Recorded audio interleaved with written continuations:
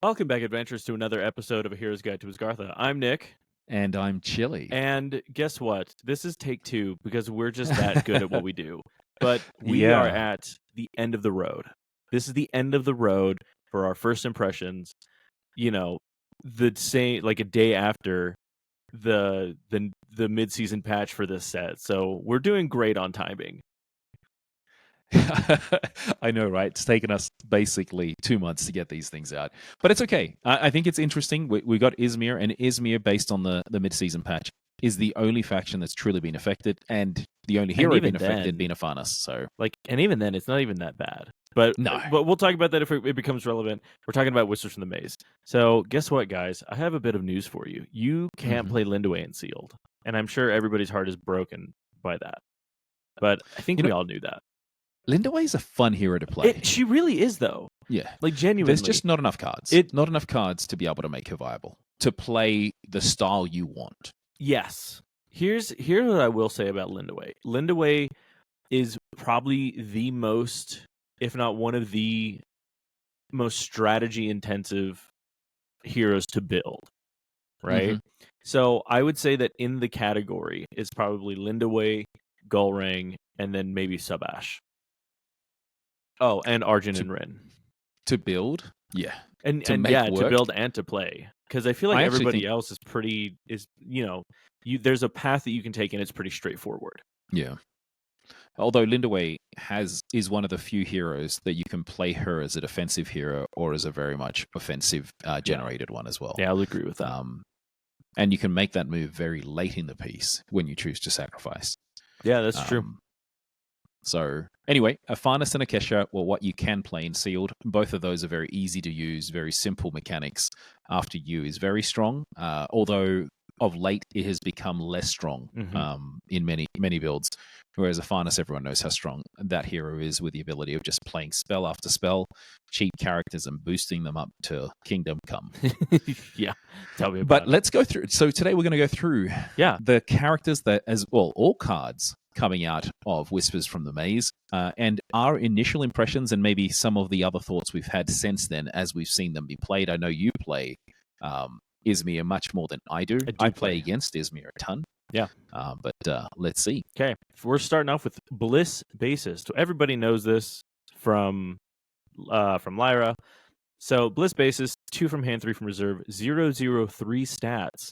If I am boosted, the forest, mountain, and water of other characters you control are equal to their highest statistic.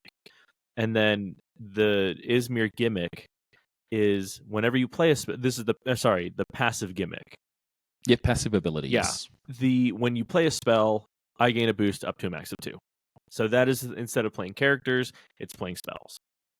Yeah, this isn't too bad though. I look at this I guess benefit. If I'm boosted, everything becomes equals in terms of the character from the character. You're not normally going to be using that in Aphanas. It does have much more play in, I would say, Akesha than it would also Lindaway. So it's more for Akesha because Aphanas seldom plays more than one character. Yeah. And this is probably too expensive for Aphanas to play, being two cost.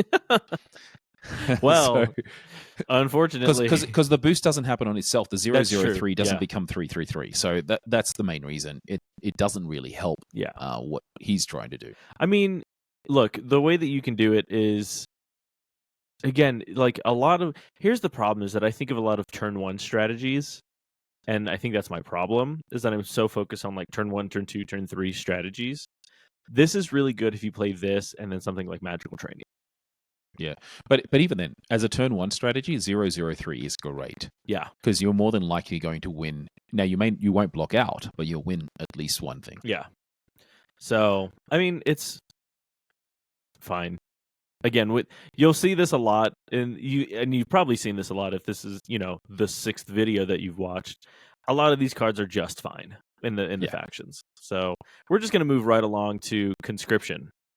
Now, I put this before the set came out as one of my favorite cards. I really feel it's so strong. It really is good. So, Conscription, 2/2, cooldown. So, if I go to reserve after my effect resolves, exhaust me. So, you can use it twice. You just can't use it twice in the same turn. Target an expedition, create X orders, recruit 1/1 soldiers in it, where X is the number of cards in target player's reserve. So, you can choose yours or you can choose your opponent's. If you're playing a Farnus, you're more than likely have the ability of having your reserve flooded with a lot of stuff. And if you're playing against any of the Lyra heroes, you're also doing that. If you're playing against Axiom, you'll have the ability of getting 3. Even Muna in some cases too. Mm-hmm. At least 3/3/3 out worth of stats on 3 separate bodies, which is always pivotal, always key for removal. Look, so let me put it really, this way. really strong. I forgot that this had cooldown. This is going in my Aphanis deck. Well, I might switch it to a Kesha. Again, I've had conversations with people that are like, you should just play this as a Kesha. This might change that. I might, if I put this in, I might actually change to a Kesha. Because I forgot that this has cooldown, and this fits exactly with the theme that I have for my deck. Ooh, is it still an exhaust theme? Mm-hmm. Okay. Because of cooldown. Cooldown triggers Nylum.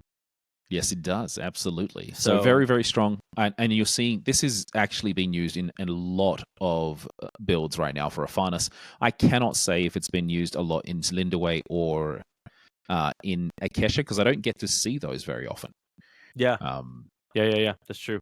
You know, the way that I think about it is that I might... Because again, the exhausted resupply is fine.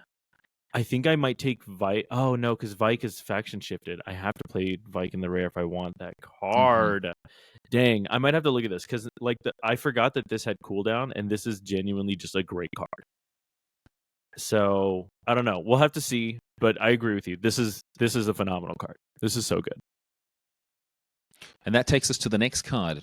You want to take us through it? Evanescence, this is one of your picks. Heck yeah, it is. Do you want to know why? Because I love the idea of going to Worlds and playing this card and screaming "Wake me up" at my opponent. So Evanescence, first off, artwork is phenomenal. Mm-hmm. This is so good. So Evanescence is a disruption spell, 2 from hand, 4 from reserve, and there's a reason for that. Send to reserve in the common. So, okay, sorry. From the common, send to reserve target character with a hand cost X plus 2 or less, where X is my number of arcane counters, and then exhaust it, right? So from hand, it will always be 2. 2 or less. Yeah. Right, they're 2. Yeah. And that's fine. I'm not going to lie. That's a great spell, right? That's early game that hits a lot of stuff, right? And then it has a passive ability that when I play another spell, I gain 1 arcane counter up to a max of 3. So this can hit something up to 5. So I'm thinking like immediately Lernaean Hydra for Bravos. You know, there's a really, really good number of things that this can hit. Swift Djinns, Mighty Djinns, you know, everything. Granted, you're going to be helping your opponent more, but it's still getting a body off the field, right? Yeah. And with Aphanis, you're getting a boost off of it. So if you have something out like a Mana Moth or an Ortis token, you know, this is I love this spell, right? Now, I put my little Gemmy Gem, a little diamond mark, on the rare for one reason, right? So, it's the exact same cost, 2 from hand, 4 from reserve. The only difference is that it says, do the following X plus 1 times, where X is my number of arcane counters. Send to reserve target character with hand cost 2 or less, then exhaust it, right? Has the same passive ability. This is so good. This is a great counter for Golrang. This is great for Sigismar. This is great for anything that deals with tokens. Yeah. This is basically wipe the board from tokens. Yeah, so potentially you can do that 4 times if you've boosted it up enough in reserve. And I don't mean to say the word boost as in like counters for 1/1, but you've got those arcane counters for 3. So you can do 4.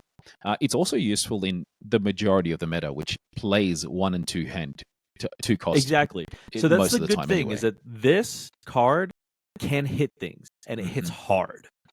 Yeah, and I've seen Evanescence be played a fair bit in Aphanis, more the common than the rare. Right. But the rare is fantastic if that's the build you're going for. Right, exactly. And the reason why is because tokens don't go to reserve. So that's the only problem, is that for my deck, tokens, this card doesn't necessarily work for tokens, right? Yeah, but if you imagine if you got Nylum, this is even better because you're just exhausting. That's the point. So I love this card. The artwork is so good. It's I love this card more than you probably know. It's so good. Well, and I'm looking again, forward to playing against you for the meme that I'm just like, wake me up, you know? Hold on. So for the uninitiated, what is that reference? Wake me up. So you mean for you? Yeah. So Evanescence is a band. And they I have know a that. song Okay, where like got one it. of the lines is "Wake me up, wake me up," and then I'll play a Yeah. clip here for everybody. Probably we'll see. She's a great singer. Yeah, she is. Yeah. So, but yeah, so that's the whole point is I saw this card during spoilers, and I was telling everybody, it's like, this is gonna be my Evanescence deck, and I'm just gonna scream Evanescence lyrics at people. So I haven't read the lore for this card yet. I'm trying to figure out what is happening that's making her dissipate. It looks like a Lyra character. Yeah. Well, we should make all Lyra characters dissipate. Anyway. No, that's too mean. So anyway, we're just gonna. I love this card. We're gonna move on to the next one because I could talk about this card for so long. So then we've got the Pokemon looking thing with a Pokeball on the side. Fairfox as it looks like it could come from a cute Pokemon game. It's a Naruto. Right? This is a Naruto special skin. You know. Yeah. What's the one that has Ninetales, but with only 3? Yeah. So this is. I'm 99% certain that this is a nine-tailed fox. It's a baby nine-tailed fox. Because usually within like Asian mythology and stuff, if you have a nine-tailed fox, it's a baby or like adolescent. It doesn't gain all 9 tails until it becomes an adult. So it goes like 1, 3, and then up the number in tails. So this is basically a baby 9-tailed fox. So based on the should we practice our passing now, it probably is like a soccer ball or something like that that's been thrown at it. So 2/2 character animal 3/1 for 3/1/3 in stats, and when played from hand, you may pay 1 more to discard target permanent with hand cost 2 or less. If you do, its controller resupplies. So it doesn't. So they can use something, they get a benefit out of it. Very Muna, I would say that is taking something away but giving something in return. Overstated for the cost, being 3/1/3. And if you want to discard a permanent, that's not too bad, given there's so many permanents now being played that are 2 or less. So has the potential. I don't see this in play very much, but it doesn't mean it's not useful. That's true. Because, I mean, look, you do this in a Rhyme Frost. Like, you give them the resupply. Or no, because that's the thing. You won't even hit the resupply. So you're fine. Yeah, turn 1 play. This is a great card. Mm-hmm. I don't know that I would ever use the actual permanent removal. Pay an extra? But when you're just paying 1 to remove a permanent that had cost them 2, you're 1 up, right? That's true. Especially imagine turn 1, they actually play something out that costs them 2, no characters. Bug out bag. And then you get rid of it straight away. So that's the one thing I think is, I think of like bug out bag. I think of mobile armory. I'm thinking more for Axiom, if you can get rid of their the Bravos Haven. The Haven Bastion gets used, but so does the one that gives them +1 counter. I'm trying to remember the Keylon something. Oh, Keylon Generator. And then you've also got those that play the what is it called? The Mess. Ah, yeah. For Bravos. Yeah. There's a lot. There's a lot of things. Maybe it's a little more viable than I originally thought. Good on you, Fair Fox. Yeah, fair play to you, Fair Fox. That's right. That takes us then to Feast of Thoughts. This is your turn to have a chat on this one. This is my other favorite card. So, first off, this is the Hunger. This is the Hunger eating people's souls, basically. Eating their souls, eating their memories. Cool. That's what this artwork is, for anybody who didn't know that already. So you're welcome. Thank you. I love this card. The more I play this card, the more this card is so good. I'm playing it. This would be great with the new heroes. Yes, this is going to be amazing with the new hero. So, fun fact: I also have this in a deck. Same deck? Same deck. So Evanescence and Feast of Nice. Thought. The only problem is that I am playing it in the common and not the rare. If I could play both, I would, because this card is so good. So we're gonna go through it real quick. So Feast of Thought, 3 from hand, 5 from reserve in the common. Choose X+1, where X is my number of arcane counters. Draw a card. Create a 2/2 mana moth in target expedition. Mm-hmm. Remove 3 counters from target card in play or in reserve, or sabotage. And you get to do that X+1, where X is the amount, and then it has the same passive where it can get up to a max of 3 arcane counters. The only difference is that the rare is 6 from reserve, and you get to pick the same option multiple times. Mm-hmm. With the common, you can only pick one, like, basically... everything just once. Exactly. So, the rare Feast of Thought gives you 7, and you get to pick up to a max of 7, sorry. And you get to pick the same option multiple times. You know what? I never even realized what the max was. I didn't either. Max of 6+1 is crazy. So now that's insane. Yeah. I mean, you get 14 stats for 6 if you do it that way. Sorry. And if you're playing in Afanis, it's 15. Yeah. Jeez Louise. Yeah. This card, brother. I'm not gonna lie. I might trade this out for Spycraft. So we're going from an amazing card to one of the most confusing cards to come out. So I'll just say that we're going. They go from the top of the hill down to because here's the thing. This is so versatile, right? This card's great. Feast of Thought, I think, is great. It's very expensive, but given, especially right now, you want to go last all the time. There's no real incentive to go finish off your turn before anyone else. Mm-hmm. But when you get so much value, it's really worth it. Imagine using it just to draw 7 cards. Yeah. I mean, here's the thing, right? This has so much utility, which is why I think I'm considering taking out Spycraft for this. Because granted, Spycraft hits for 2, right? Like, it's 2 and 3 to sabotage twice, basically, right? Yeah. Imagine sabotaging 7 cards. Yeah. But you don't have... The thing with Spycraft is there's no body on the field. This allows you to at least select a body. Yeah. So, and this the thing is that, like, you can choose to sabotage. Mm-hmm. So,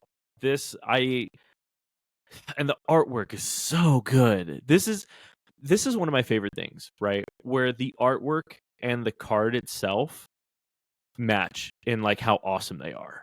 Yeah. So, nice. Love Feast of Thought. Love Feast of Thought. This is... The hunger having its day, huh? Yeah, tell me about it. But guess what? We're going to talk about the new health inspector, because apparently... I think we're going to just Lyra trying to cook from the colors. Yeah. Here we go. So no, he's an Ortis guy. No. But look at the pot, man. Look at what's coming out of that pot. There's no way that that's edible. I don't know. Everything seems edible in this world. So Health Inspector, a bureaucrat, but bureaucrats mean nothing in Yzmir. So 4/4 for 3/3/3. So you're already getting less stats, and cards in your opponent's reserve can't gain counters. Now, if this becomes a thing and a lot of decks going forward have counters, then this is great. Yes. Absolutely makes sense. But if they don't, you're really getting no benefit. And honestly, right now, very few things gain counters that are actively played. Mm-hmm. Yes, there are a few cards, normally some characters that are 1 or 2 costs, maybe a few spells here or there, but the majority of someone's deck isn't, so it's potluck trying to go for this. Not sure if you have any other thoughts to that. I just don't think this is really used in many decks at all. No, but I think that this is a good counter to stuff like Evanescence and Feast of Thought. Correct. You know, because again, Afanis cares about playing low to the ground. It cares about playing low stuff. I mean, and most cards do, or most decks do. So anything, and granted, most things in this set gain boost in reserve. So this could mess up somebody's day in a big way. Yeah, absolutely. So, but guess what? We're gonna move right on to Icarus now. I think we've talked about this. I hate this art. Yeah. I think this artwork is dumb. We absolutely did when we did Axiom. I just don't like this art, man. Yeah, it's not very pretty. it's also not a very useful card. Though I'll say if you're playing against in a meta that has a lot of exhaust, then maybe it is going to be useful. This is a lot better, I feel like, in Axiom. And this is actually Why would you say that? So I've played games where Icarus actually counters Kuraokami. So it's actually really good. But again, that's right. It's And like you've playing got it at the right Kuraokami time. in your build, right? Yeah, I have a Kuraokami in my Fauna deck right now. Yeah. So basically, 4/3 for 4/4/2 in stats. So when played from reserve, it's actually overstated. When you're playing it from hand, you don't get the benefit. Yeah. Or at least not equal to what you're paying. So Scout 1, though, you can ready all your cards in reserve. So in that case, if someone does Kuraokami you, if they occlude you, then yes, this card can be very useful, though you're paying a lot unless you're just scouting it. Yeah, and that's, it feels not necessarily bad, but it feels hyper situational, right? So I don't, unless people are expecting it, I don't think, I just don't think that this is a good card. Yeah. Now, I know the new set is going to talk a little bit about aerolith being introduced as one of the substances that at least has something like sap was this turn. I wonder if aerolith is what's inside those Icarus's color's contraption. wrong. So aerolith is what color? It's like a reddish purple. It's the so same it is color that as reddish Asari. purple. Okay. Asari, and I can never remember that here. The companion's name for Asari. Asari. I don't know. Yeah, Well, I don't know if that's aerolith. It might be. Oh no, I'm 99%. Again, context clues are everything. You're talking about the golem, right? Yeah, the golem. Mm-hmm. So the golem's name is Pebble. Yeah. So if you look at Pebble, and then you look at the fetch, the Farfetch 2.0. Yeah. He's collecting the aerolith, and it's the same color as Pebble. Like it's like the crystals in Pebble. So that's my guess. Icarus, I guess. I don't know which hero would even use him. It doesn't really fly into any of the three main heroes that are currently available. I would say, like, genuinely, I would say this is great for going against stuff that. So, Muna does it a little bit. Ortis does it a little bit. Axiom does it, like, kind of. Yzmir does it the most out of anybody. But and then Bravos with just a clute. Yeah, but in the case of like Kuraokami, it's really, really good. But specifically only in Yzmir. So again, this is hyper situational if you're not just going for the cost. That's true. So yeah. Well, let's see the next hero then. Let's see if this has a greater sway for us. So Lakshmi, a deity. So 3/3 for 3/3/3, and when you sacrifice a character, I gain 1 boost. So finally, something linked to Lindaway's style of play. Something good for Lindaway. This is great for Lindaway. That's right. So it's another character that wants some level of sacrifice. It is already on curve for 3/3 to get the 3/3/3. If you are playing the sacrifice deck, you have this. You have more. That's 2 boosts that you can, or 3 boosts actually, 2 on more and 1 for Lakshmi that you can use. Yeah. As long as you've got another character you can sacrifice. So well, and here's the good news though, is that Lakshmi doesn't herself cost anything in terms of sacrificing, because like Anubis costs it. What is it? Mana Moth Lantern, like Moth Lantern costs it. So this is great because it doesn't necessarily cost you anything for being on curve too. So this is like the perfect middle of the road card for Lindaway. So it's not bad. And the artwork's good too. It looks really cool. So with the 4 hands. Yeah. I'm really interested because I think a lot of interactions in the Hindi culture and the Hindi mythology, I think it's Lakshmi and Vishnu. So I wonder when we're gonna get like Vishnu as a card. That'd be pretty cool. I'm really interested to see when that happens, because Yeah. I'm not gonna lie, man. You look at some of the artwork for the mythology from India, and the artwork already is nuts. So Yeah. I'm really excited to see like what they do for like, you know, Vishnu and like all these other like Shiva. Brother, I would love to see a Shiva card. That'd be Oh, pretty cool. it's gonna be so good. Anyway, moving on. License withdrawal. Yeah, so I chose this as one of my favorites as well. It's not as good as the Ortis common. Yeah. But it is very, very good. You're only paying 2 resources to discard a character that's boosted or discard a permanent. So its versatility is really strong. I see this used, but I would say it's not an 100% inclusion like it would be in an Ortis faction. Yep, I would agree, because there's, I will say, for the cost, it's probably one of the better removals, but the fact that it's limited kind of draws the line for me. Is that if I have to play a rare, I want it to be able to hit most of the things that I want it to hit, not just for a cheap cost. So that's my opinion. Yeah. No, it makes absolute sense. Enough of this mess. So listen here, license from, like, again, you're great in Ortis. I don't know. I don't think you belong in Yzmir. So that's my opinion. Yeah, it's pretty good. The fact that it's only cost 2 as well, and if you've got a Farnus, you get a benefit out of it on top of what you discard. Yeah. With that boost. True. You bring up a lot of good points, and that's why we're going to move straight into Man in the Maze, which is one of the funniest and the most flavor W cards in the set. I love this card. So, there's a reason why. So, Man in the Maze, Native American history, 7/4. 0/5/5.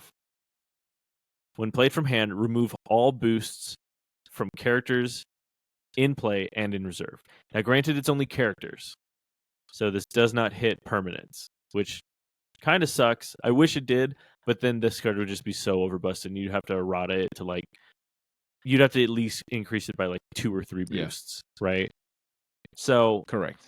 On 1 to 4, I gain 2 boosts, and then play the card. 5 to 8, play a card with hand cost 3 or less for free, and then on a 9+, the expedition facing me moves backward 1 region. So the good news is that this has the potential to be just Sakurabru. Yeah, and it's actually different to the Lyra version of it, which says your 1 moves forward. Exactly. So potentially, if you look into, replace Sakurabru with something, this could be it. The only problem is that it only hits the numbers like exactly. It's not the Lyra rare version where you get everything else too. So I would say that's the reason why I didn't give this. But this card is such a good flavor card. I love this card. Yeah, it's awful if you don't get the choice, right? Yeah. I wish you at least got the choice, but that is not the card we have. It is beautiful. It's like the card is wacky, but it's also very beautiful in what it does. Sorry, in how it looks. It also, the introduction of the first card that actually had multiple options, that scaling ability of what you can get out of it. You know what I just have not realized? seen anyone play it though. Taras Susak is the artist on this and on Lakshmi, and they're both deity cards. So I wonder how many deity cards this person's been working on. Yeah, there's the other thing that's really cool. Once again, if you go into the story, the lore, there's a quote that's used, and it says, "Life is a maze, but our purpose is not to escape it. The purpose of life is the maze itself." Very deep, very deep. Wow, dang. That's some Confucius level stuff, man. I know. So this is basically from Arizona. That's where the Udam people. Yeah, I think this is like a Udo-Aztecan god.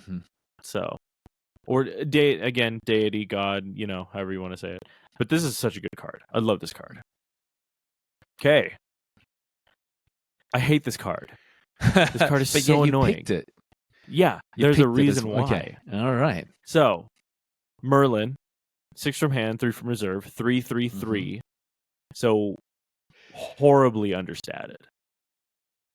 But it has a scout 4, and when you play from hand, you can send target character to reserve, right? I picked the rare, because again, it's still grossly understated. 6, 3/3/3. So 6 from hand, 3 from reserve for 3 all. Still the same scout 4, but you can discard target character or permanent. Now, here's the thing. Whether you play this for the scout cost, or you play it for the character cost, right? Like for the actual base cost from hand. Either way, you're getting removal plus a body. Yeah. Right? So let me put it this way, right? 4 is on brand because that's just Banishing Gate. Yep. Right? So most people are going to be playing that anyway. So you can use this to replace your Banishing Gate if you just want it for the removal. The good news is that if you pay 2 more, you're technically over curve for a body for 3/3/3. Correct, and that's where I really was going to go with this card, as well as any other card that has the ability of being played as a spell per se, but also being played as a character. Yeah. So this is used a lot in your Akesha builds, which is much more control-y. Yes. I think it's very useful.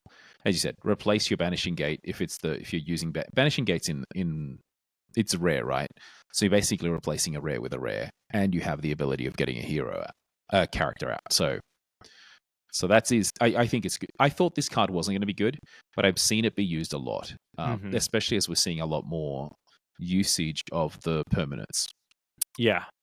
This season. The interesting thing is that I think, I don't know, I'd have to double check, but here's the thing, is that this is also just fine in the common too. Granted, me personally, I don't know that I would spend 4 just to send a target character to reserve. I think you would almost always have to play this in the rare.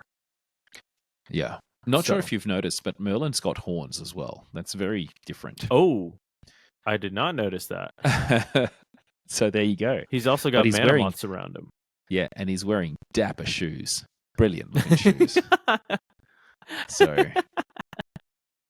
nice.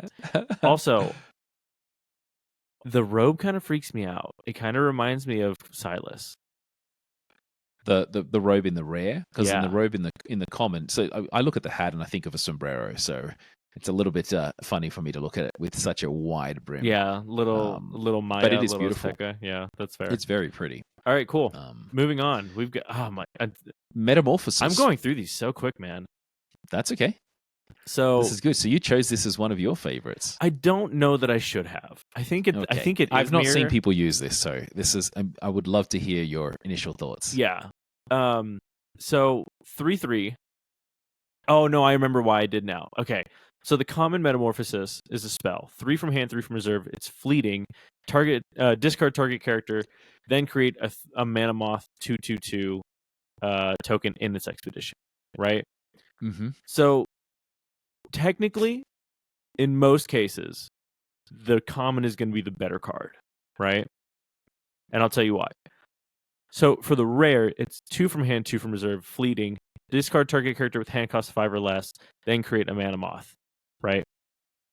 So the reason why I picked the rare over the common is because, technically speaking, Metamorphosis in the common, most cases, is the better card, right? You hit a Kurakami with this, and it's over, right? People are banking on those late game cards, right? The reason why I picked Metamorphosis and the rare for this is because this is much more of a mid to early game card, right? This is great for stuff like uniques. This is great for rares like Lernaean Hydra. So granted, yes, you're creating a Mana Moth in their expedition, right? Which is just absolute ludicrous. You're right. But here's the thing, though, is that I would much rather be dealing with a Mana Moth than with a Lernaean Hydra. True. Absolutely. Than with, anything. Genuinely speaking, anything. So that's the point that I was trying to make with this. Like, especially even you come out with a Hunger, right? Somebody plays a hunger and then you metamorphose it, that gives you a lot more range. Yeah, but you can only do that with a common. You can't do that with a Right, the and that's rare. what I'm saying. So, like, technically speaking, I think in most cases, you want to be playing the common. If you're looking for cheap removal that's going to get rid of most things that kind of suck, I think that's why I picked the rare. Because the other thing... Go ahead. No. I was just thinking, like, because I think more situationally, you're going to be hitting stuff more cases than not for 5 or less. Yeah, the other thing that's overlooked here, though, is you're actually discarding their character. Exactly. So if they've played it from hand, and you're replacing it with a Manamoth, the Manamoth doesn't go to reserve, so they're not getting the second cycle out of their cards. Yeah. And I think that's something that can be a benefit that we don't really think of with this card. It's just it's seldom played because because people traditionally play so low to the ground, you're almost going to be replacing like for like 2 for 2 or maybe 2 for 3. So it's a small reduction, but you're not getting any major benefit out of it. Now, I do like the way that you were thinking, though, is if it's something that's got disruption or very big, you can do this and it's a lot easier. Yeah, it's definitely threat reduction. So that's why I really like. I don't play it. I wish I did. But the thing is that just like my deck is very optimized for what I want it to do, and this just doesn't fit. But I love what it does. Nice. That takes us then to the next card, which is Nylum Spires, the common being 2/2. And this is a landmark permanent, a construction which was introduced in this set. So when you play a spell, I gain 1 arcane counter. Then you may exhaust me and spend 4 of my arcane counters to create a Manamoth illusion token in target expedition. The rare costs 3/3, but you only have to spend 3 of its arcane counters to create a Manamoth. So it costs a little bit more, but you can get much more recursion. This isn't too bad if you're playing Aphanis. In many cases, you're probably going to be playing 2 to 3 spells a day to create a Manamoth out of it. I've seen people try to make this build. I just haven't really seen it be successful or be used very often. Yeah, I mean, look at the bright side, right? You're playing this with Nylum. This hits Nylum. So, like, when you exhaust... Oh, no, because it's when you exhaust in reserve. Never mind. Yeah, it's not. It's only in reserve. So when you exhaust a permanent, it doesn't work. Yeah, then I think even less then. Because unless you're really trying to go for, like, Manamoth Flood, I don't think this is worth it, honestly. Yeah, but just think about it. If you made... under the current iteration of Aphanis, okay, not in 2 weeks' time, which will happen something different, right? With the errata, but if you just play 1-cost spells and you end up playing 3 of them in a turn, you will trigger a free Manamoth every time on the rare. Yeah.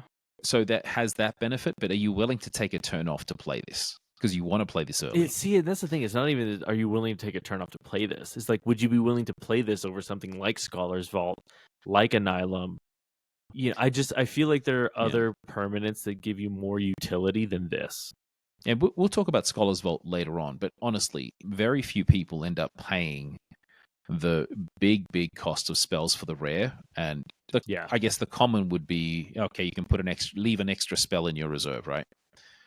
Yeah. Anyway, I guess that's fair, and that is true though. Like, you can place it's whenever you play a spell. It doesn't indicate from hand or from reserve. It's any spell. So I guess that is a point that needs to be made too. All right, the next card is also one of your favorites. You want to take us through this one? Yes, I will. Again, Wakamayos, man. We talked about this in Ortis. 1/3 Ortis Crier. 1 from hand, 3 from reserve. 1 all. When you play it from reserve, you can spend 1 of my boosts to ready 2 mana orbs. I just freaking love anything that gives you more resources, even if it's resources that you already control. Yeah, I think this is great, honestly. So you're basically, if you have maxed out and it's coming out as a 3/3/3, you're getting 1 resource extra based on what you get from your results. Yeah, and it allows you to then play last, which is what you really want to do, especially in the Yzmir faction where you want to play reactive and make those final changes. Yeah. So, and really useful card. Here's really the situation good card. I'll give you. Right, you ready for this? Turn 1, you play this, right, and it's just sitting on the field. You play this. turn 2, right, from reserve, after maybe playing like a spell. The fun part is that when you play a spell, it's going to gain a boost off of this, right? Mhm. It like itself gains a boost. If you can Yes. time it perfectly, this thing basically gets a boost off of a Faunus and the spell, Yes, if you're playing this on Aphanis, yes. right? And I think this is more tailored to the Aphanis build than it would be for Akesha or Lindaway. I agree.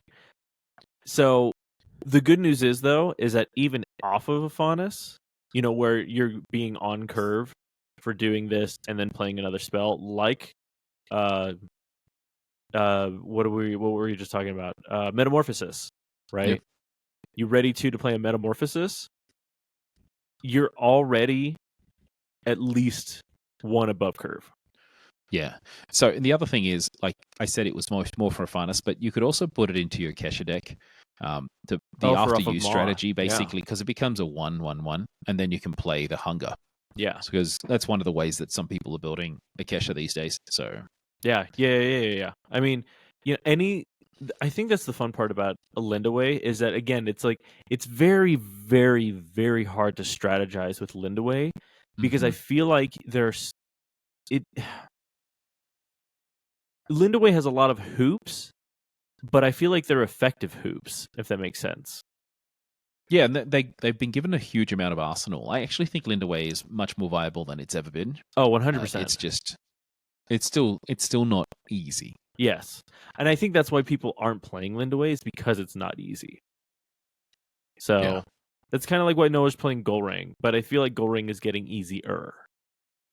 That's right. And So- I know you are taking that to Dallas. It's I one of think the I ones will. under my consideration. I've got to make a choice by the end of the weekend and then just focus one full week on I think just that's what I have to fully do. I have testing to a deck. decide if I want to take Golrang or take the latest version of. And here's the thing with I want to take Yzmir. I really, really want to take Yzmir, but I think I have to represent my Golrang hype train. So I don't know. It's Yeah, going to be I interesting actually- to see. But you know what?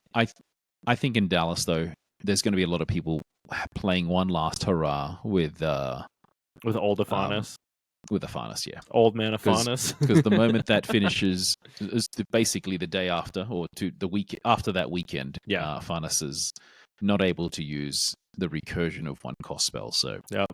All right. That takes us then Ordis Dispatcher. Yeah. So Funny looking card. yeah, I don't get it, if I'm going to be honest. I think I do, but I don't. So at least the artwork. The artwork is what I'm talking about. So 3 from hand, 4 from reserve, 3 all. And then when you play from reserve, you may spend 1 of my boosts to create 2 Ordis recruits in your other expedition. And then when you play a spell, gain a boost up to max of 2. Yeah. This is way overstated from reserve. It's yeah. really good. This is, again, perfect for Lindaway. This absolutely perfect for Lindaway. And I'll say, if you've got a Kraken build, this is the 2 Ordis recruit tokens you need. That's true. But anyway, I think it's great for Lindaway. I also think it should be used in all 3 heroes, given the value you get out of it. I didn't even think about that. Just 3 costs to give you from reserve. It's going to give you a minimum. Assume you haven't played any spell. It's only going to give you 3/3/3 for 4, so that's bad. But if you have played one single spell, then you're at least getting 4/4/4 for the value that you've got. Actually, 5/5/5. So, well, it depends on where you're spending the boost, right? Yeah, if you use the boost, of course you would. Why would you not? Exactly. I guess you may not want to if you don't want to win on one side, but so I technically think you're it's getting useful. 6. Well, no, because it's the other. Well, you're getting I guess 5 in total. Yeah, you'll get 5 in total because you have to spend one of your spells. Potentially, you can get up to 6. Yeah. So very useful. Yeah. I'm surprised it's not used as more, but that might be because it's not really tailored to Aphanis, which is what you see more than not in play. Yeah, I think people definitely see this more as a Lindaway card. Okay, guess what? We got Pasiphae. Which, fun fact, I completely forgot who Pasiphae was.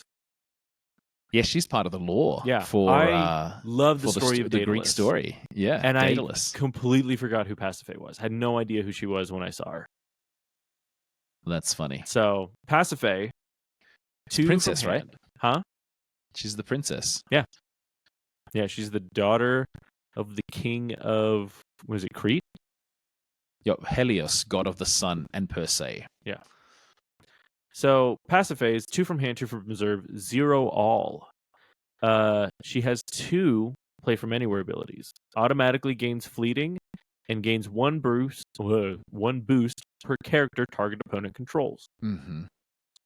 Hello, Sigismar. I know. This is fantastic for any token generation Yeah. deck. And then guess what? The rare loses fleeting. So whenever it play, because again, the common says whenever you play it, it gains fleeting. The rare version loses that, so you can technically play this twice now.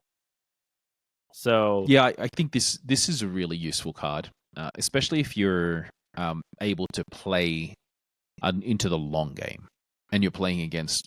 Most people play low to the ground, and the best part is it's not just against.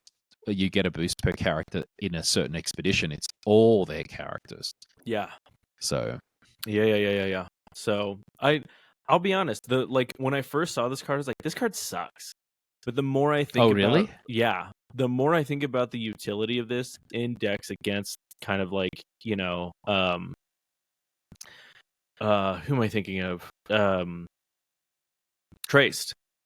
Yeah. Like Traced, Sigismar, Golrang, anything Maw. This is kind of fun. Yeah, anything that goes wide, this is great against. And it's it's every character, not in like a specific. It's every character. Every character. So you got to be careful.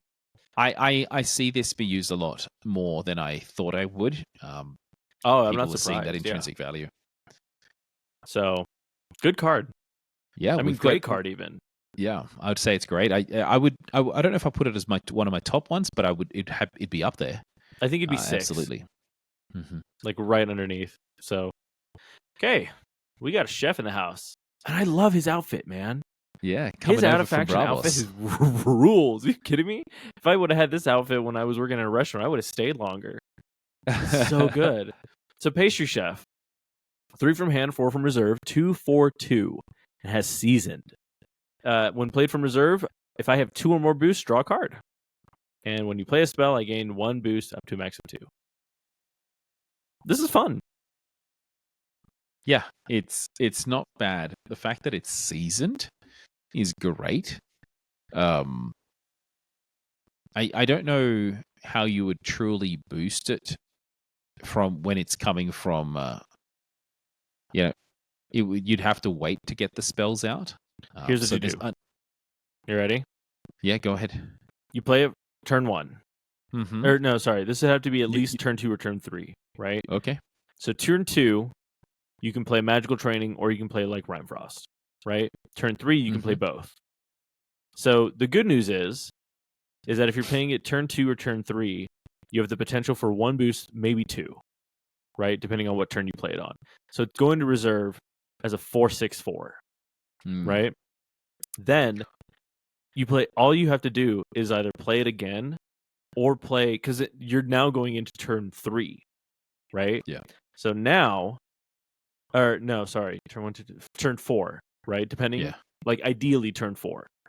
So now you're paying 4. You can easily play another Magical Training or any other spell that's maybe like a 1 or a 2 cost. And then you pay 4 for potentially a, what is it? If I could do math, a 6/8/6. Yeah, right? one thing of note here is when you play a spell, I gain 1 boost up to a maximum of 2. You can get a maximum of 2 from there, but you can have more boosts on it. Exactly. Yeah. So it's on top of what it's already come in with season. So yeah. So I think this card has potential. The problem is getting there. Yeah, it's also quite expensive from reserve. You're paying 4 compared to what most people traditionally play. Yeah.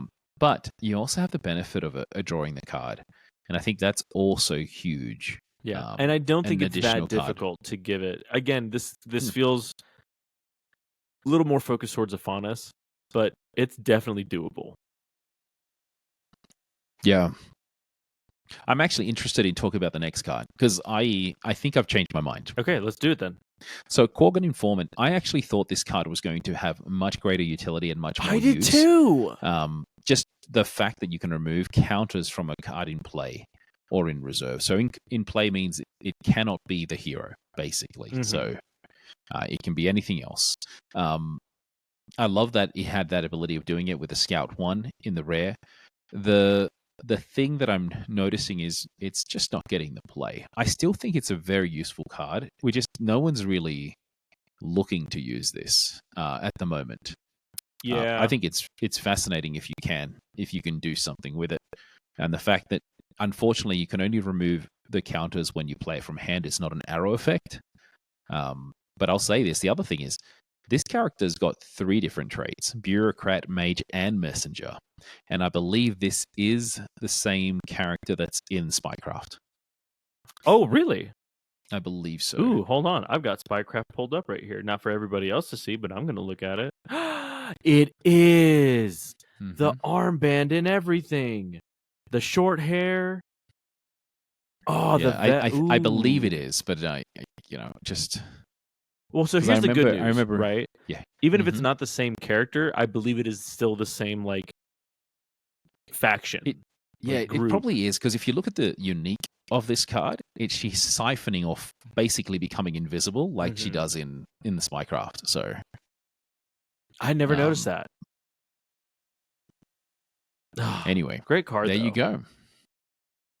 I don't know. I like the card, but I think I agree. Yeah, and the character's name is Chinam, Chinam, Chinam, one of Wanjiru's minions. Dun dun dun. Whom? Wanjiru. Yes. I don't know much about Wanjiru, and I thought I knew a lot about lore. I'm gonna have to read up on Wanjiru. Yeah, I've never even heard of that name until this moment. So, I'm sure I've read it. It'd be really funny if Wanjiru was like a pseudonym for Waru. Oh, that'd be pretty cool. So, all right, I think we've come to the worst card in the set. I want this card to be so good. I really do. But dang it, man. So Wanjiru is an actual apostate during the Severance War. Ooh. So she's basically a disciple of his. Interesting. Okay. Well, it's a good thing we're talking about Waru's Rune Testament. I know. It's very topical. Yeah. So, everybody already knows this card because this card sucks. Rune's Testament, 2 from hand, 2 from reserve. If my expedition would move forward, you may discard me instead to draw 2 cards. Yeah, the only way I think this is beneficial, and it's more for Ortis, is if you are wanting not to advance to get some level of benefit, whether, it's most of the bureaucrats that give you something. If you don't move forward, then you gain something, or the legate. Yeah.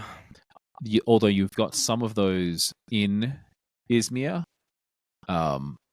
when in many cases you're only moving forward on one expedition, do you want to fall back? That's my question.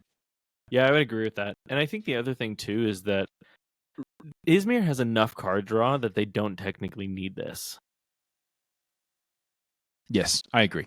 They've got a buttload of card draw. Yeah, they've got more they've got more card draw than they know what to do with, honestly.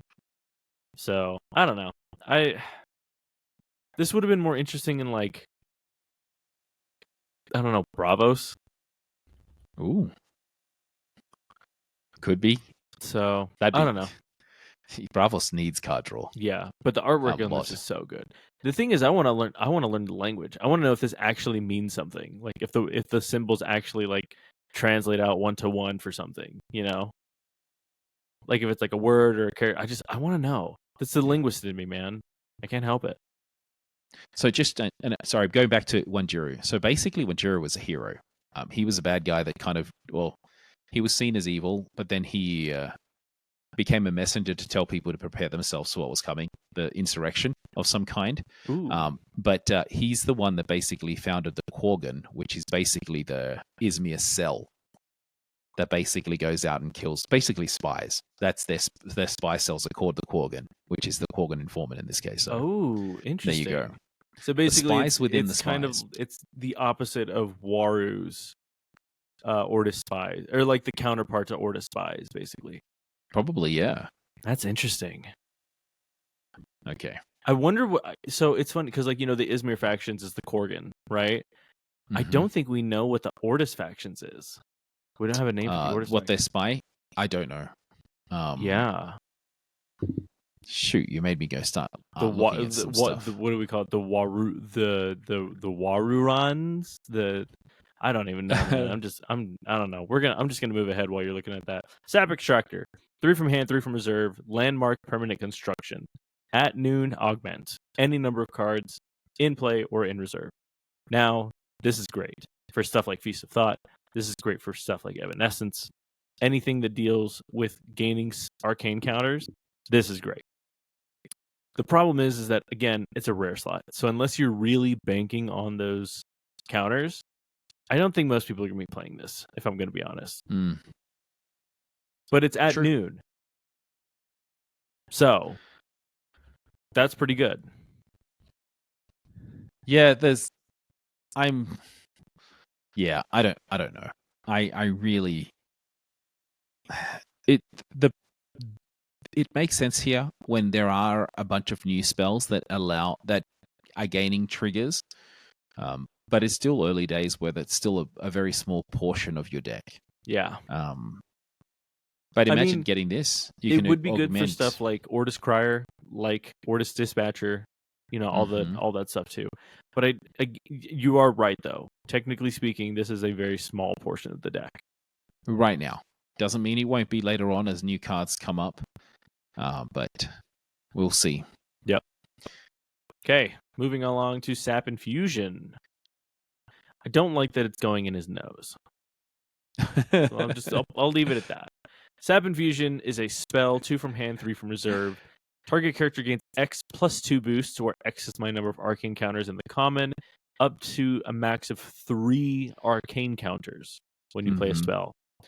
The rare is 1 from hand, 3 from reserve. Do X plus 1, where X is the number of arcane counters, and target character gains 1 boost. So the good news is you can have this hit the same character. Yes. So not exactly the worst thing in the world. Yeah, but I guess the question is, do you want to go the rare or the common? Because the common gives you X plus 2 boosts.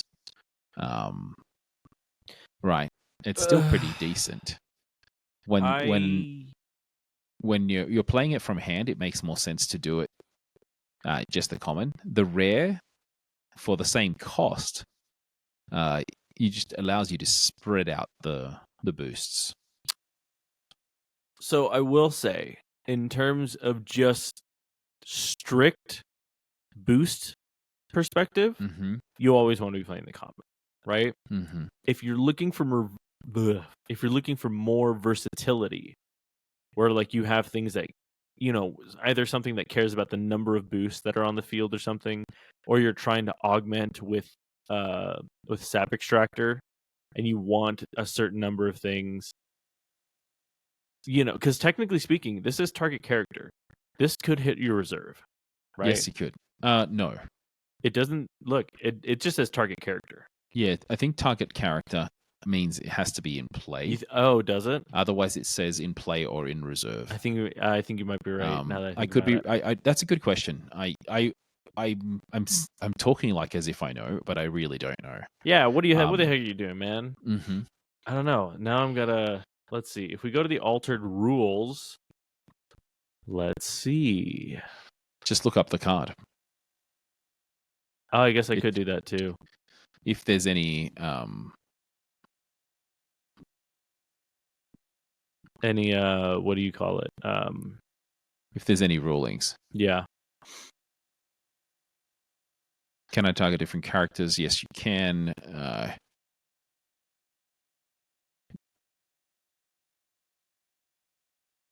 Sorry, I should be talking to give us a little bit of. Sorry, I'm having a look to see myself. I'm trying. You and I are both having a read. I don't think it can. But Targeting. we'll validate that and verify it on our podcast next week. Yeah, because I'm very interested. Hold on. Usually, when it says target character, it means it's in play.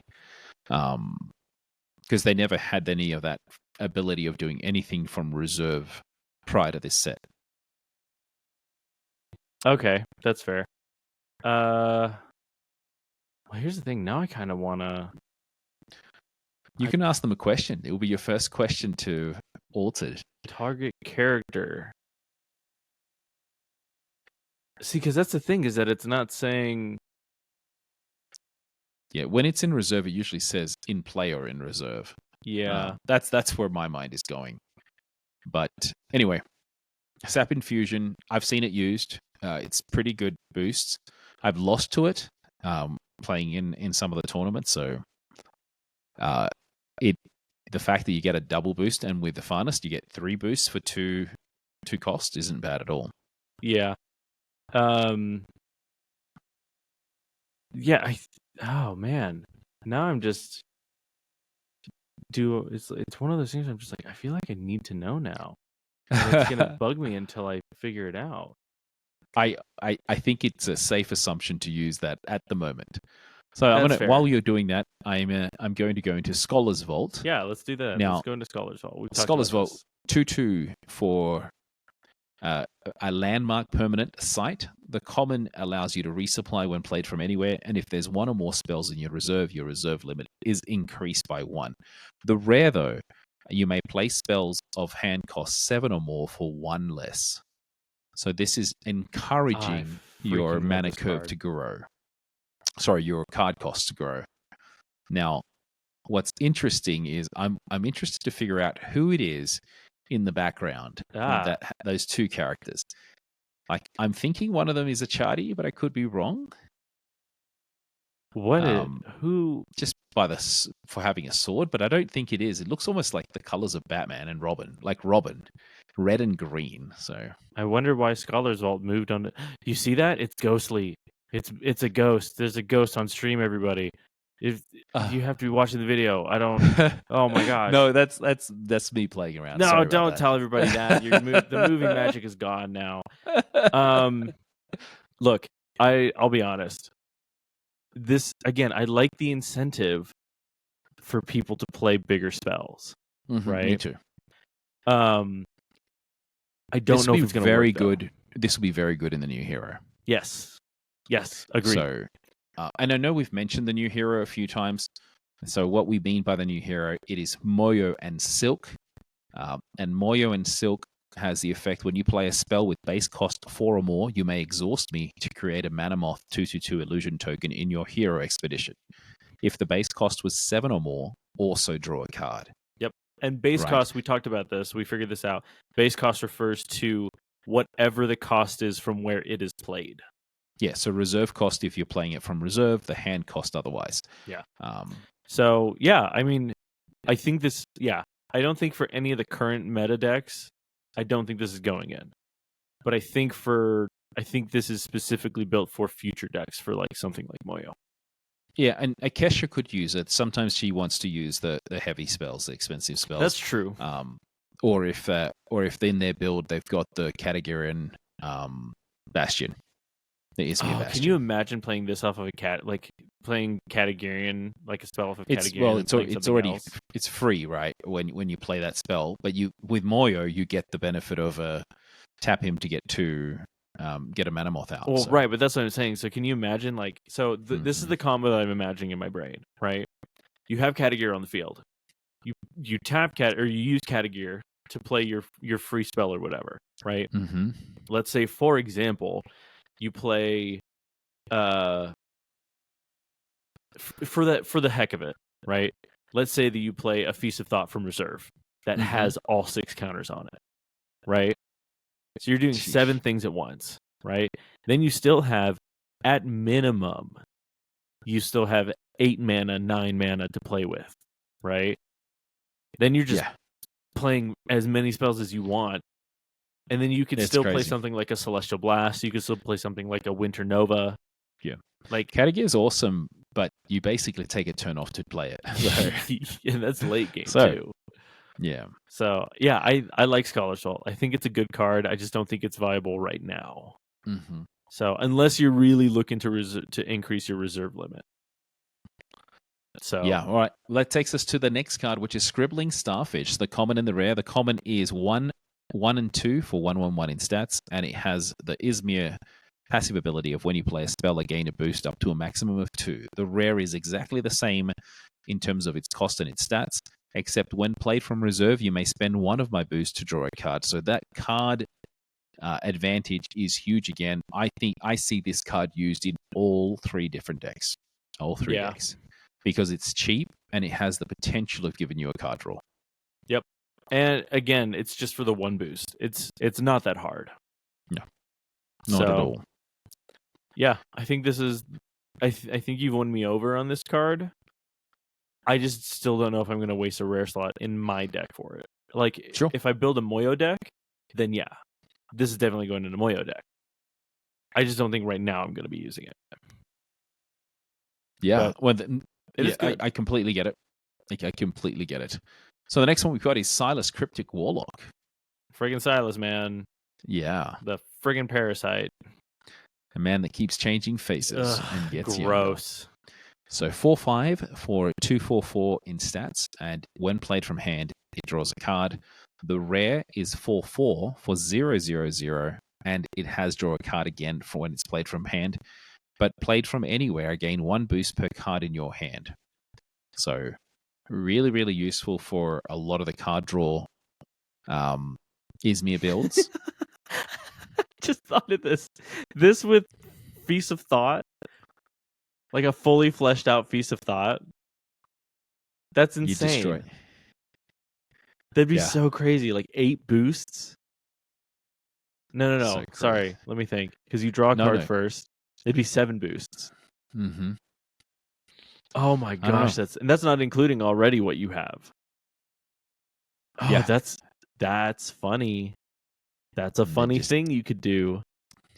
Although that's a lot of mana to have. It's only 10 mana. True, only 10. Look, 10 is what I need to hit Gulrang like full force. You want a full fist of Gulrang? I need 10 mana. Man, when I play Gulrang, I'm almost going to time every game. Really? Almost. Yeah.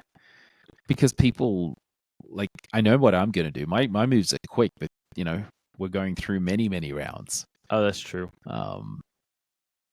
Let's talk about probably one of the most man. divisive cards to have come out this set. You think so? Outside of license withdrawal. Yeah. I love this card, man. I think this card is great. The Hunger, so 9 and 3 in the common. This card is 1 3 3 3 in stats.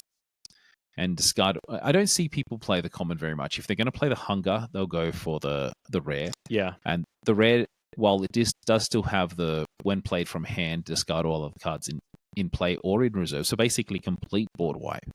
And then you get 1 boost for every card that goes into the discard. But he says, if I'm fleeting, I am gigantic. So yeah. And the good news is that technically the effect of gaining the boost stays on. So while it's in the field, every time a card goes to discard, it's gaining a boost. Correct. It is not a static ability. So it is a permanent ability while it's in the field. This is a great card. Yes. I think it's a really great resetter. Yeah. If you're falling behind against Axiom and their bugs, if you're falling behind against Gulrang and her Mesectets. So yeah, the bad news is really that good. It has to hit discard. It's not when it's removed from an expedition. It has to hit the discard pile. Yeah, there's very few that don't. Yeah. So the only cards that I would say don't have that ability are your Mighty Djinns, where they have the option when it leaves the expedition to become mana, and other uniques that have that very same text. So if you have them, then and you play them out and they get discarded, if you choose for them not to go to the discard pile, you choose for them to go to mana, then they don't get the extra boost. Yeah. Yeah, but I will say this is probably one of the better cards. It's a fantastic card. now that I've played with it, now that I've like actually done stuff with it, I think I would, in retrospect, give this one of my Me gemstone too. coins. Absolutely. So good. Absolutely. If anything, even if you don't have it in your deck, people prepare as if you do whenever you play Bravos or you play Yzmir. Yeah. Now here's my so question. Worried that it will come out. Who's the? Oh, it's Lindaway. Never mind. I saw. It is Maw. Lindaway. Yeah, it is Lindaway. Yeah, I saw Maw. Ooh, can you imagine? Oh, She sacrifices herself. Is that what you're saying? No. What if she uses the hunger to get rid of Maw? Maybe, but this hunger's meant to take your soul, so I'm not sure. I don't know. Not sure. Look, it's hungry. Didn't necessarily say what for. It just says that it's hungry. It's saying that it specifically focuses on souls and memories, right? That's true. The problem is that we don't know what Ma is, other than a parasite. Yeah. We don't know how it interacts with tumult beasts either. We've got no idea. No idea. Oh, that'd be... See, the more I think about it, the more I think about ways that could just kill off characters. Yeah, and I don't know if you've read into the story for the new hero. So what for are we calling it? What's his name again? Sorry. Moyo. So basically on Moyo's story, it's like Lindaway wanting to talk to him, so to understand more about we parasites. talked about this. Yeah, but yeah.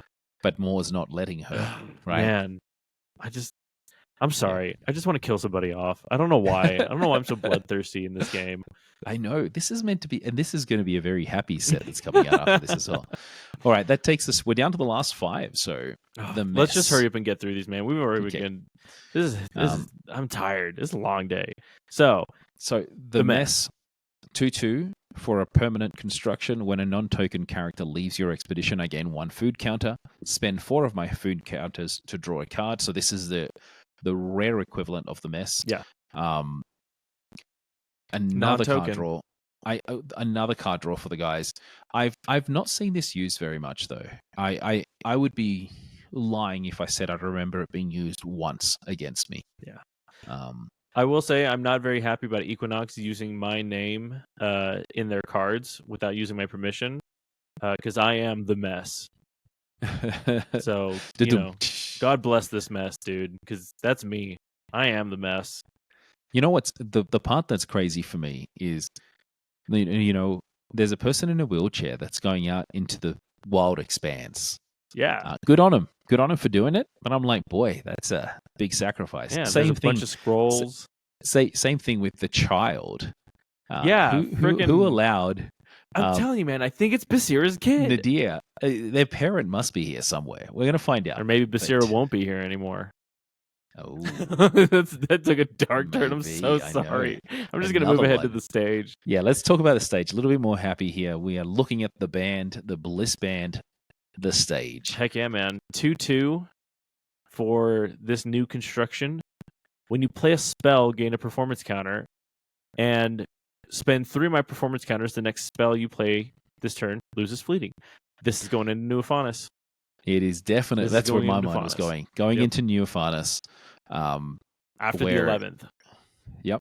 You're going to start seeing this a little bit more, which, you know what? Fair enough. Yeah, good. But you have to spend 3 of the performance counters to do it. So it's not every turn. And I think that's actually a good little balance for him. Yeah. I don't have much else to say. I think it's not used. I know most people don't care about making a spell have or not have fleeting. Yeah. But they're very useful now. Here's what I'm going to say. You're going to see this, and you're going to see a lot more uniques that care about spells losing fleeting in Afanis now. That's going to be that's my new prophecy for Afanis. So that's my oracle moment. That's the only one you'll get. Yeah, I don't think I've seen uniques that say the next spell you play loses fleeting, but I'm sure there is some. Oh, yeah. So it's definitely going up in value. Yeah. Okay, I think this is the Yzmir second to last card.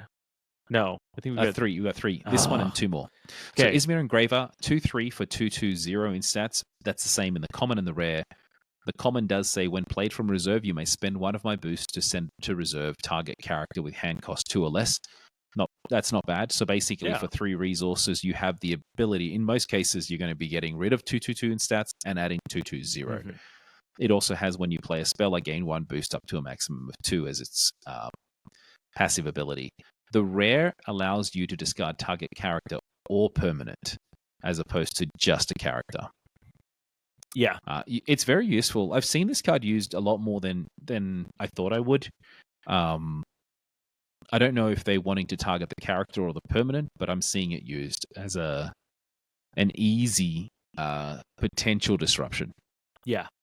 And I will say, this is probably one of my favorite artworks from this set. That's cool. It's so good. And then the only thing that I'm worried about, though, is the fact that they're using sap in the ink. And they're saying that it increases the power of the sigils for Yzmir by tenfold. That's scary. That has the potential for something to get out of hand. So, yeah, like, this is, again, in terms of every part of this card melds itself into like the perfect iteration of itself. So it's beautiful. I think within this card, the cost, like the stats that it has, because again, this also goes over to Lyra. Mm-hmm. So at least in the rare, right? The rare for like the cost, the stats that it gives, the effects that it has, the passive, the art, everything, like this flavor text. This is, I think, the perfect card for everything that it does. I think it's very strong. Yeah. I would use this if I was playing any of the Yzmir heroes. Yeah, I like this. I like this card a lot. For its disruption. We go to not Moyo. It is Moyo. No, I don't. I will fight to my dying day that this is not Moyo. Well, the character's name per the law, per the card, is Moyo. It's whether or not it's the same or a different Moyo, then that's just been revealed as the new hero. Yeah, but I will fight tooth and nail saying that they look different. The Moyo, and that's just like, that is my truth, and I'm living and I am sticking to it. There are differences between this and the Moyo hero card that was released. True. That I'm like, this is not Moyo. But that's just me. That's my opinion. We're just going to talk about the card. So, 4 from hand, 2 from reserve, 2 all stats. Scout 2 to create a mana moth illusion in target expedition. The only difference is that the rare goes down in cost both 1 from hand and reserve, so 3/1. But the stats also go down to 1 all with the same scout and same hand ability. Yeah, so the rare would be more used in your Ephanis builds where they want to bring a character out that's cheap, and just paying the 1 from reserve. But its stats are basically what you get. You're paying 4 resources for the equivalent of 4/4/4, or you're playing 1 or 2 resources from reserve for the equivalent of 2/2/2 or 1/1/1. It's useful. The fact that it's low cost is useful, especially in Ephanis. Yeah, I can't remember who. I think I talked about you with this.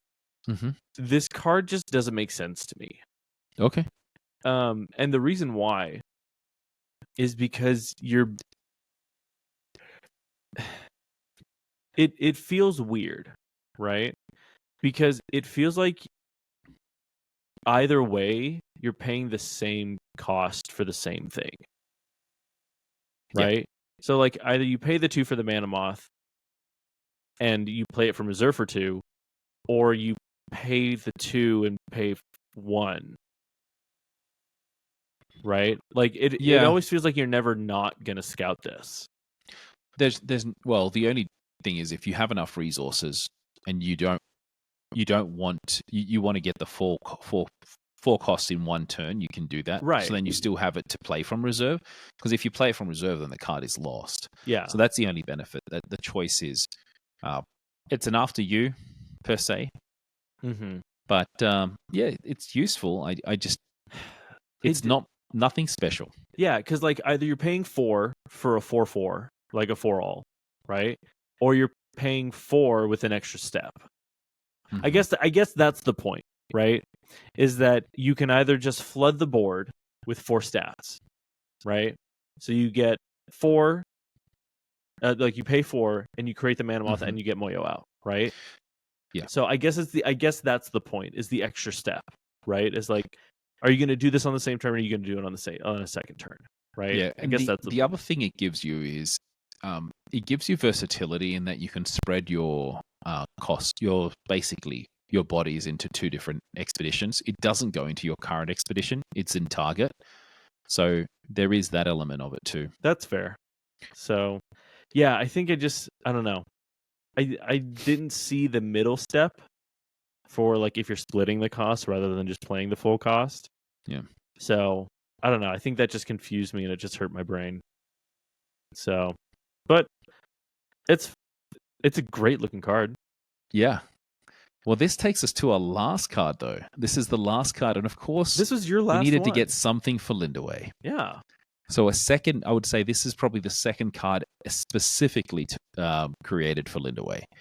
So you've got Yzmir Nurse 3/2 for 2/2 in stats, both the common and the rare. The common does have, when you play from hand, you may sacrifice a character. If you do, I gain 2 boosts. The rare says you may sacrifice a character. If you do, target character gains 2 boosts. And I chose the rare on the Yzmir Nurse, so you could actually sacrifice itself to give something else more boosts if that one if you wanted to do that. I think it's pretty useful. I love it that if you have more out, you're basically getting 4/4/4 worth of stats out. Yeah. So really, really fun. Yeah, but the common, you need to have 3 bodies. That's the only difference. The common requires 3 bodies. The rare only requires 2 because you can sacrifice the. Oh, Yzmir right, Nurse. depending on when you sacrifice from Maw. Mm-hmm. Yeah, that's a good point. I don't know. I don't know how I feel about this card. The artwork is hilarious. She looks evil. I wonder what it is. What is that little jellyfish? Is it the jellyfish? Yeah, it's a jellyfish.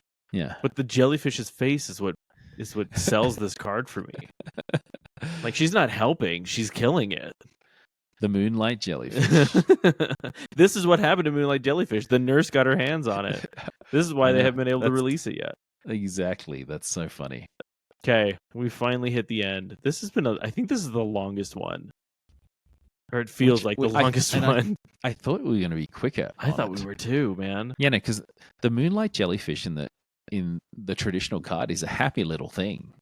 Yeah. And it's absolutely like got an X on his mouth. Just absolutely lost it. And also I'll say the nurse, I don't want a nurse like that ever looking after me. It's horrible bedside manners. Yeah, I know. All right, so back to finish this off though. We've managed to make it to the end.